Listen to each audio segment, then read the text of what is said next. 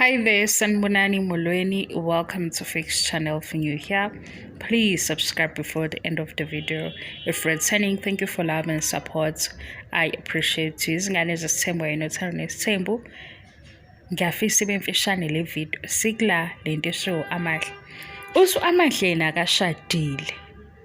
So la iphendula khona bekuyi-live video a week ago athi yena akashadile because ukushada ngesizulu kusho ukuthini.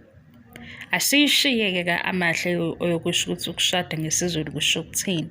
Ake ngikubekele le emfishane. Le mfishane esiyenzeka njengamanje. Kuye kwenzeka ukuthi kufike izinkomo kuleli khaya kufike khona izinkomo kuhlangana imindeni ewu2 ikhulume.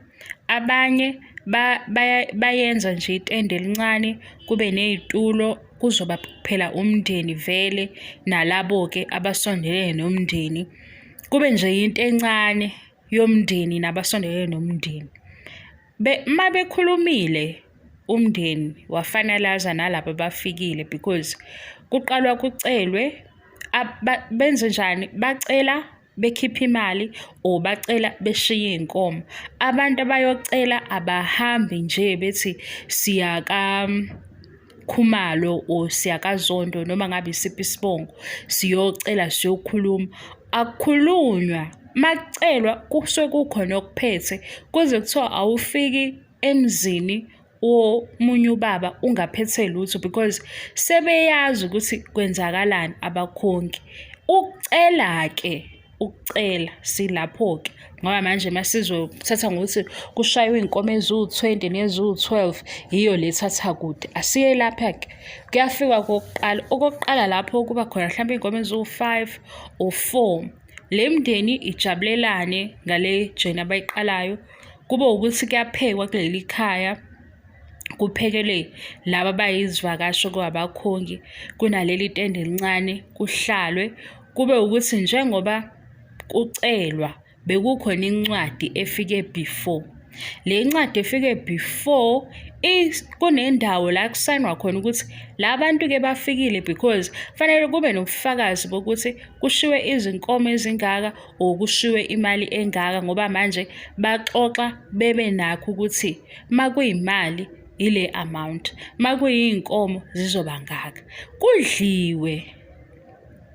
Kudliwe ngabe ukhona lo umnikazi wendaba umfana or ubhuti othumela abakhongi noma engekho kwaxoxa yaqedwa le ndaba yahlangana le mndeni wavela futhi lo okuziwe ngaye lapha ke South Africa ngomthetho wase South Africa usunkosikazi walowo muntu.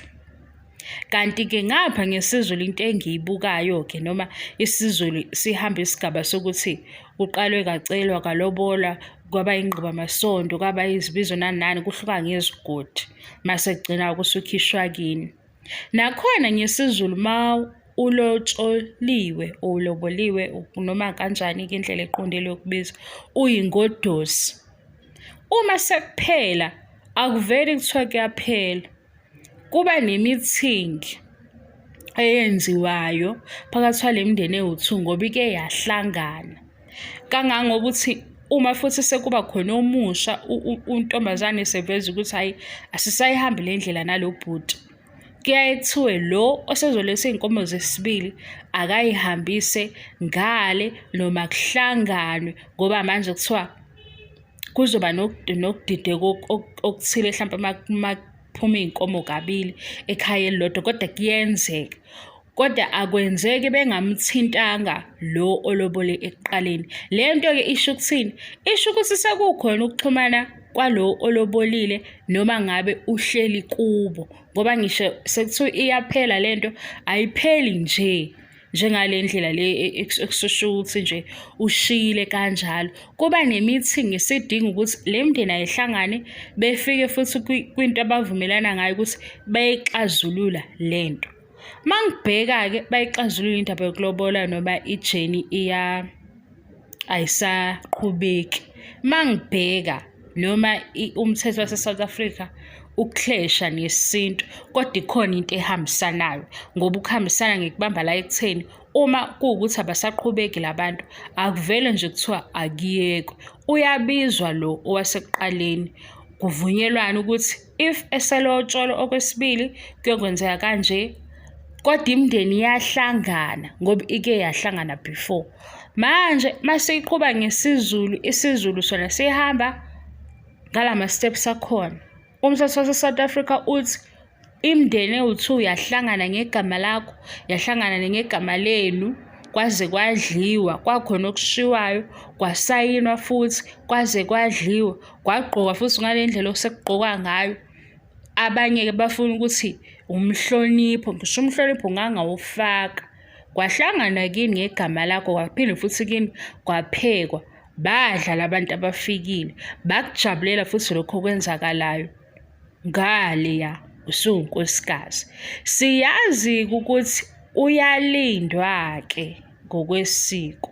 Ngokwesiko ekhaya kuya ngokuthi umthetho walelo khaya uthini ngey'mfanelo zabo zokushada, ukuthi sekuzolandela ukuthi kulandela ukuthi kulandela ukuthi. Lena-ke umthetho wase-South Africa yona ithi uma sevelile ubhuti wabathumela abantu kini ngoba uqale wabhala incwadi enenhloso, oyabhala ubaba wakhe, wayibhala nomalume wakhe benenhloso yokuthi uzokulobola. Uma esekwenza lokho, noma ngaba ngesiko lakho i-step sokuqala, kodwa lokho sekunihlanganisile. Ngazi-ke noma-ke izozwakala kahle yini, noma abanye bazoyizwa ngendlela ebhimbayo. Angiphikisani nesiZulu, ngiyasazi ukuthi kwisigodi engiphuma kusona kunendlela yakhona okwenziwa ngayo makushadwa, nakhona futhi uyaphuma uphelezelwa, kodwa angeke sikuzibe ukuthi sekuyavela manje ukuthi la eSouth Africa walotsholwa sowungene kulolu hlobo lomshado. Ukuze uku-avoid-eke lokho uma ungahambisani nakho, awuqala ubuzeke kuqala ukuze nivumelane nomuntu wakho, nazi ukuthi ningena entweni enjani, ukuze kungabe sengathi isihanjiswa ngomunye umgudu le ndaba, kanti vele injalo ngokomthetho wase-South Africa. Ngizophendula-ke kulo abathi u-Amahle kodwa uyasho ukuthi yena akayena unkosikazi. Yena usho ngokuthi kubo balindele ukuthi kufike usuku la bayomhambisa khona. Thina-ke sisho ngokuthi la e-South Africa wakhishelwa izinto kini, baphinde babaphekela labo bantu abafikile, wena unkosikazi waloyo muntu loyo. Ngivale-ke le video, ngiyaxolisa uma ngizuzwakala, bengichaza-ke leyo nto guys. Bye.